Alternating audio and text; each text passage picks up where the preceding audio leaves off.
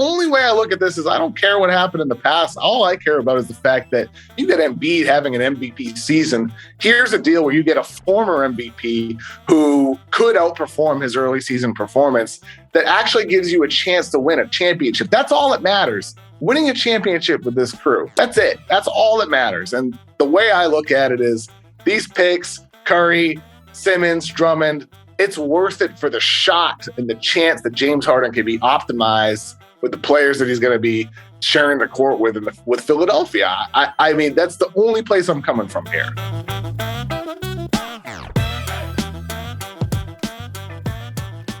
Two things that have stood out to me over the course of listening to everybody speak on this for the last couple of days.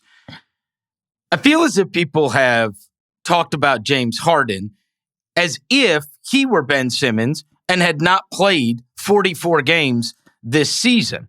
They've spoken about James Harden as if he hasn't played 44 games, shot 41% from the field, 33% from three, and played no defense and quit on a team. Like, it is like they just traded for Houston James Harden, who was coming off 34 points per game and was one of the top 5 players in the NBA. It is a radical difference what we have seen from the James Harden that this conversation originally started with to the James Harden that is now. And I am perplexed as to why people are acting as if Philadelphia just traded for a version of James Harden that we haven't seen in quite a while. So I'll let you start with that. I'm not sure people are acting that way. I mean, I can only speak for myself here, but I think it's quite clear James Harden isn't his peak prime self. And Philadelphia is undoubtedly taking on a significant level of risk here. The Sixers are taking on a guy who reports this morning to say he didn't even opt into next year's deal. Like he's about to get a large max contract when he does have a history of injuries, when he doesn't look like the same level guy. There's a chance that just this James Harden extension by year 3 or 4 of it looks like a bad deal. Like there's a chance of that. There is. I mean, I can't speak for anybody else, but I acknowledge that. I just think for the Sixers, considering the situation that they're in, where they did indeed have a guy, to your point, that actually wasn't playing and didn't want to be there, for a guy that just tanks his way out of his situation and doesn't look the same even before this tank job actually started happening. I mean, KD and LeBron even joking about it yesterday during the All-Star draft. Like, that was one of the funniest moments. Unbelievable. LeBron goes like, is he even healthy right now? He hasn't been playing. Charles comes in. What does he say, Chris? He's healthy now. He just got traded. And you know what? Throughout that entire broadcast, KD had remained completely stone-faced. Even when they tried to make Harden jokes, even when they tried to ask him about injury and then laughed about it when he wouldn't say a word about it. No matter what the subject, he just remained completely stone-faced. And not even he. When Charles Barkley he finally broke him down. Because that was so legitimately funny. when Kevin Durant did not want to laugh. He tried rolling in. You could see his cheeks quiver a little bit. Even as he was choosing Rudy Gobert, like his cheeks, they stayed so cold. They shifted slightly. You could tell there's a smile being withheld. He did not want to laugh, and he couldn't help himself. But anyway, like Harden is Kevin Durant, one of his longtime friends, is unhappy with Harden. Okay, so like the Sixers are taking on an element of risk here. They also gave up Seth Curry. They gave up a first-round pick in 2022 and 2027, and Curry and Drummond on top of Simmons. Yeah, like it's a risk. But keeping Ben Simmons was also the risk at this point, and this was the type of deal that they were waiting for, a player worth waiting for, a risk worth taking. And James Harden is a risk worth taking. I don't see how it could be viewed any other way, to be honest with you, in terms of like Philadelphia had a guy not playing, going from Seth Curry and Andre Drummond to James Harden in a year in which that Joel Embiid is having a historic season, a potential MVP. Getting James Harden added to that, assuming he was tanking the last month, assuming his role will be a little bit different, playing with Embiid could lead to greater results. I just feel like realistically here for the Philadelphia 76ers here, this is a big win return for Simmons, considering what they could have done back in November, October, around that time when maybe you're right. Like maybe people weren't saying they should take Harrison Barnes, but the fact is that like those were the types of deals that were on the table then. At this time, Harden wasn't on the table until now, until this month. But waiting gave them this option is my underlying point here.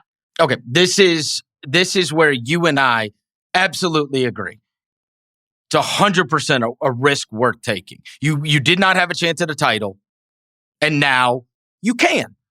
Now, the first thing I will broach is you're talking about it being a risk, but yesterday you were on with Simmons, and I listened to it, and you said they should be title favorites.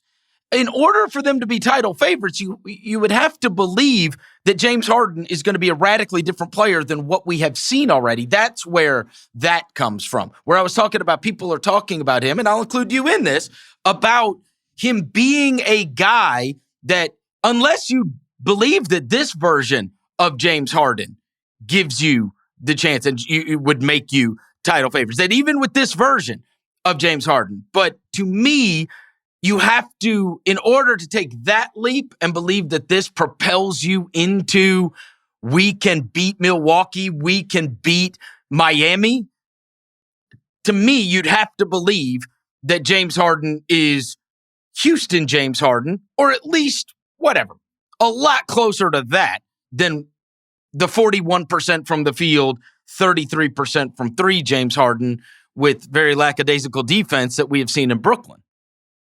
Yeah, I mean, I do think you'll get a way better James Harden in Philadelphia. Yes, I do feel that way. As for me saying Philadelphia to that question, I mean, I don't really recall if he said favorite or who's your pick in the East. But like in terms of upside, yeah, I think Philadelphia's upside is significant with what their ceiling could be as a team in the Eastern Conference. Favorite, like the safe pick is Milwaukee. Like they're the safer pick. I just think Philadelphia's upside, if Harden does get back to some type of prior version of himself, if Embiid maintains play, I mean, Philadelphia is undoubtedly not the safe pick. Embiid could get hurt in a week. Like it happens. Like Philadelphia 76ers fans know like the risks with Embiid. That's one of the reasons why Morey's making this trade to maximize a year in which Embiid is healthy and having an MVP season. We don't know what it'll look like 3-4 years from now if you wait. So for them, like they.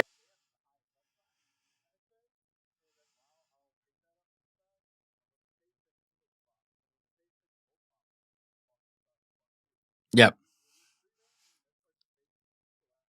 Finals right now, one day after the deadline.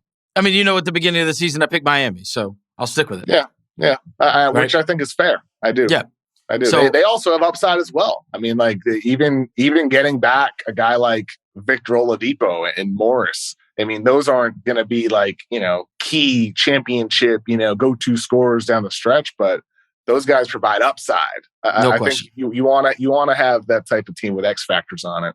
Yep. And look, in the end, the deal I think is good for Brooklyn. I think it is good for Philadelphia, right? It's just how we got there. And I recoil, and we've talked about this so many times over the course of the past 2 years. I recoil at the Daryl Morey played this all completely right. And look at this. I've known Daryl as long as I've known any GM outside of Chris Wallace, who is big buddies with him. I met him through him. I've been around him several times. He's been great to me over the years. So this idea that I don't like Morey is goofy. The guy, I genuinely really like him as a person. His acolytes have always puzzled me on some level. I also think he is a great GM. I also think he is not a guy that can do no wrong.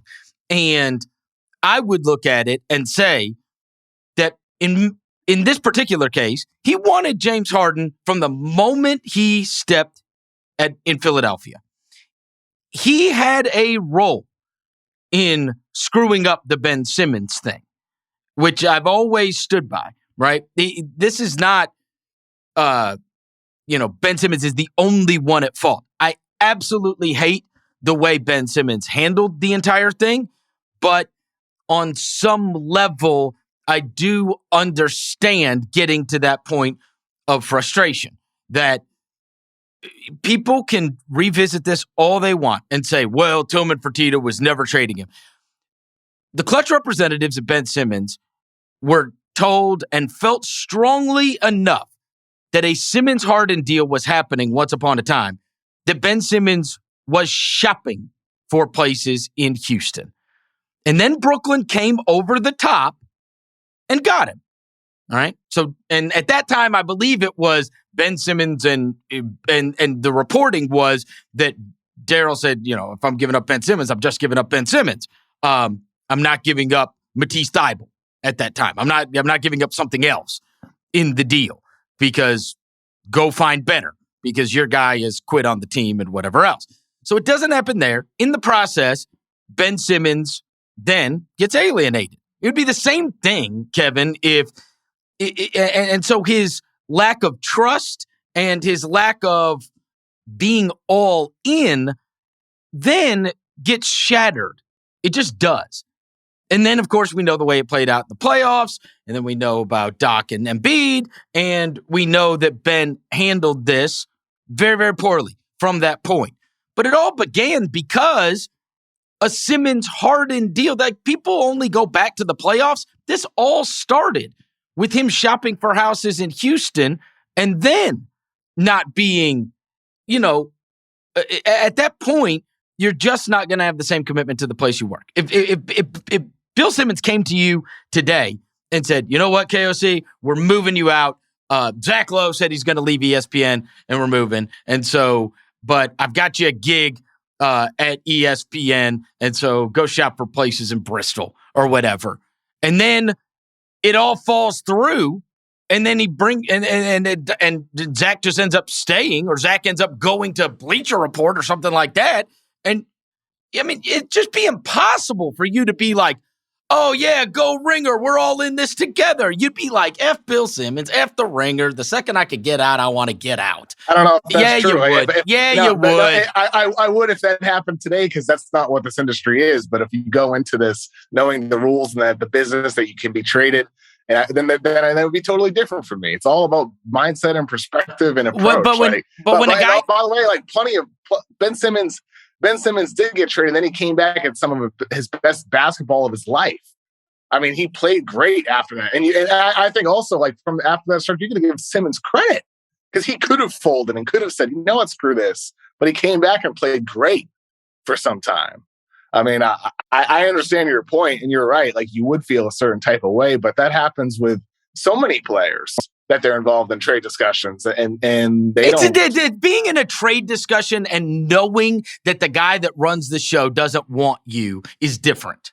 It's also James Harden. I mean, I understand, but now so I am perplexed as to why a year and a half later, with a diminished James Harden and a diminished value of James Harden and a diminished value of Ben Simmons, that when Daryl Morey ends up giving up more than what he would have had to give up Houston for a better version of James Harden, he now gets the King's welcome. Like, he played this perfectly. We positive this is more? Seth Curry, Andre Drummond, and 2 first-round picks? Yeah, I'm not sure this is necessarily more here. I mean, they could have been more to get Harden the first time. Well, I mean, the reporting was he didn't want to include Thybulle. That was the reporting at the time. Yeah, even with this one, he didn't want to include Thybulle. Like, that was a part of that. He didn't want to give him up. But in terms of the number of draft picks, I mean, it's at least comparable-ish. Like, I don't even think about comparing the two, to be honest with you, Chris. Like, it's totally. I mean, like, I'm not trying to sidestep here. I'm just saying, like, it's totally different circumstances. With Houston, there's a lot of belief around the league that Houston wasn't going to trade Morey, Harden, no matter what. That they were just using the Sixers as leverage in order to get the most they could out of the Nets or another team. And in this case, the Nets were actually willing to dance. Like, I think it's just different circumstances that I'm not really comparing, in my head at least. I think it's the same two guys. And also, not to mention that Ben Simmons, his value has changed as well. Simmons at the time had more value, so you wouldn't have to give up as much other, players or picks. Now Simmons, his value